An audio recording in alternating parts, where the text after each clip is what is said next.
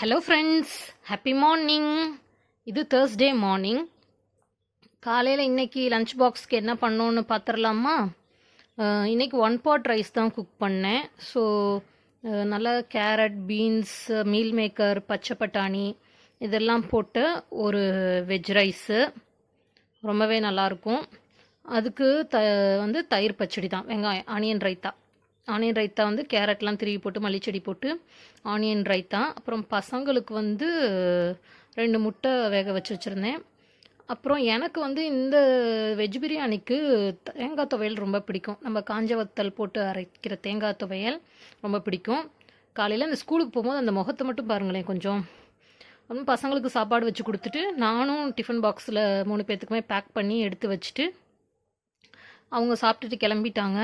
நான் மாடியில் இருக்க செடிகளுக்கு சின்ன சின்ன செடிகள் 2-3 செடி வச்சுருக்கோம்ல, அதுக்கு போய் தண்ணி தெளித்து விட்டுட்டு அப்படியே காக்காய்க்கு சாப்பாடு வச்சுட்டு, காக்கா குருவி எல்லாம் மேலே நம்ம மாடியில் எப்பயுமே சாப்பிடும். சாப்பாடுக்காக கத்திரும். காலையில் ஆயிடுச்சு, நம்ம வைக்க மறந்துட்டோம்னாவே அதுவே கத்த ஆரம்பிச்சிரும், நமக்கு ஞாபகப்படுத்திடும். டெய்லியுமே நானே இல்லை பசங்க யாராவது ஒருத்தர் கொண்டு போய் வச்சுருவோம். அவங்களுக்கு சாப்பாடு வச்சுட்டு, இது காக்கா மட்டும் இல்லை, நிறைய அணில், நிறைய வகையான குருவிகள் இதெல்லாம் சாப்பாடு வச்ச 1 மணி நேரத்துக்குள்ளே ஒன்றுமே இருக்காது, எல்லாமே காலியாகிடும். அதுக்கப்புறம் அதுங்களுக்கு நம்ம தண்ணி ஒரு பாட்டில் சட்டியில் வச்சுருப்போம். அந்த தண்ணி ஃபுல்லாக இலை இதெல்லாம் விழுந்து ஒரு மாதிரியாக இருந்துச்சு.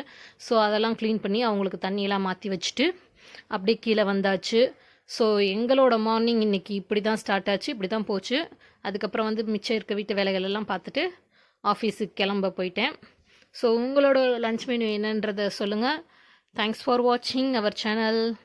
Please subscribe our channel. Bye.